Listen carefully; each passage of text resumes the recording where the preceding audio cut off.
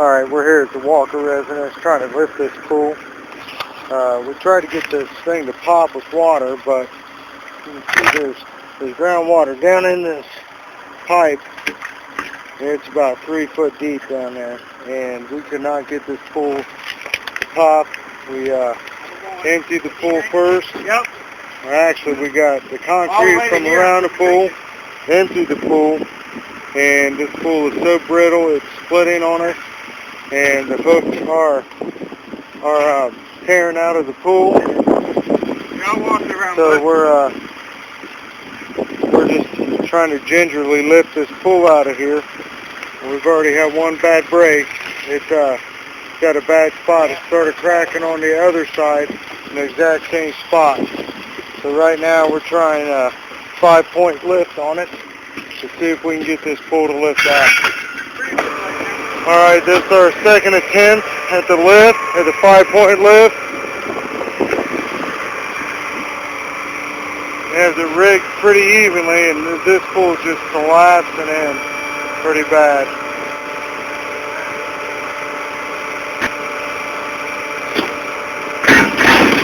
It's breaking. We're gonna have to, there's no saving this pool. There's no saving this pool.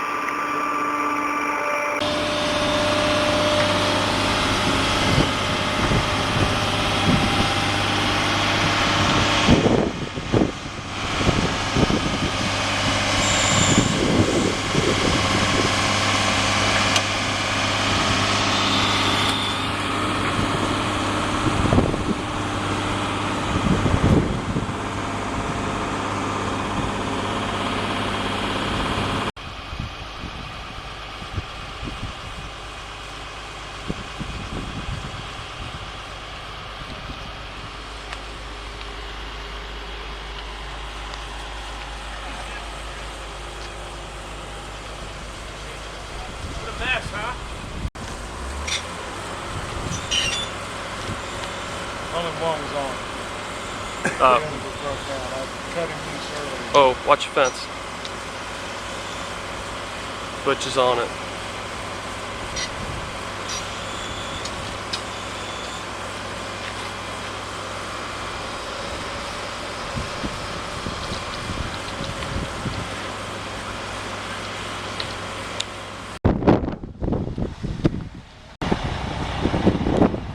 What we're looking at here is a Viking, well, was, I guess, a Viking pool. What's left of it, I guess. But I wanted to point a couple things out here. You know, when we talk about how all pools are not created equal, a lot of the things that, you know, those of us in the industry are very aware of are kind of difficult to illustrate to, you know, the average consumer, just because it's not what you do every day. But if you look at this wall, I don't know if the camera is going to be able to pick this up, but this wall has significant waves in it. You can kind of see how the light and the reflections change along that wall there. And it's not an illusion, it actually does that, and that's how they're made, and they are off the factory line. You can also see some of that wave along the tile. If we look back here on the back of the pool, those waves are caused by those ribs, structural ribs, and you know, some manufacturers like to say that they, you know, they'll include tile or make you a deal, but they're really not doing you the favor. That it's used to help hide the waves. And another line sometimes you'll hear is that you won't see those waves. It's no big deal. You won't see it when there's water in the pool, but you know, that's why the tile is put on, to help hide that. You can see how thin this material is. It tears like paper.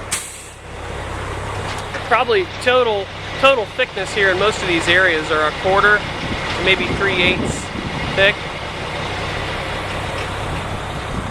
This pool came out just because of a heave in the bottom that was, as you can see, unrepairable.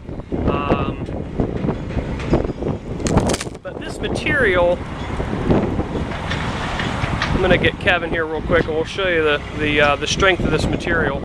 This is Kevin. You may be seeing him in other videos. To demonstrate the how strong this pool is or not strong. Kevin's putting very little effort into this, and it's tearing quite literally like paper. I'll break it, Kevin. Come on.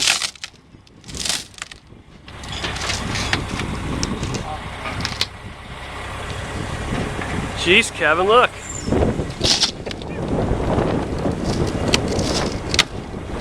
The other thing that I wanted to point out here, this convenience ledge also bows and moves and waves, and it makes the pool very, very difficult to set. Regardless of how good the installer is, you can only fight so many imperfections in a pool, and hopefully this is kind of shed some light on why all pools are not created equal. This is the other side of this pool, and you can see where the pool just wasn't finished. There's a lot of glass here that had never even been rolled out.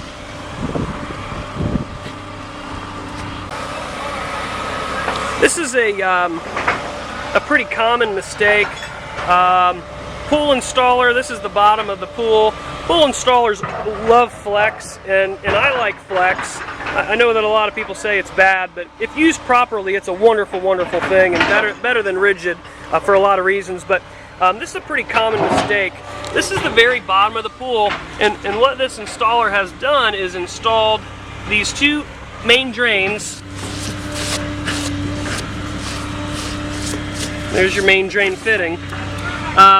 But what he did was he ran the flex line directly into the 90 and then ran it around the outside of the pool. It was in this fashion, approximately. And the problem with that is if there's any settling whatsoever in the backfill material, and because this pool was built and backfilled with sand, there absolutely was settling. Matter of fact, we found a foot or two of air between the concrete and the apron, or of the backfill when we opened it up. It actually pushes on the flex, and you can see it's turned that fitting down.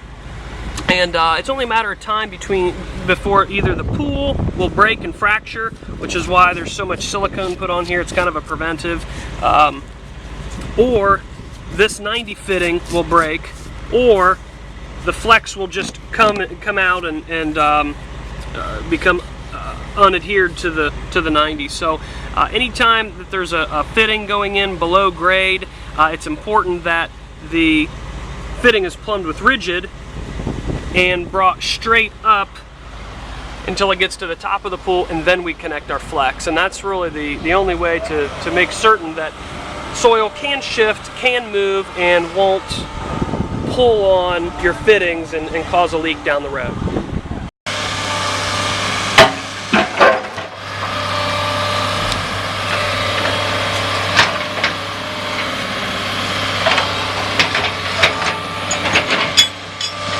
This is Tim, he's our operator.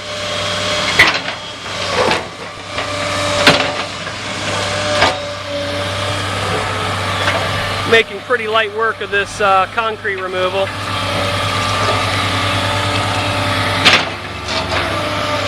Tim can move 500 pounds of concrete easier than some of us can get our ignition key in the car.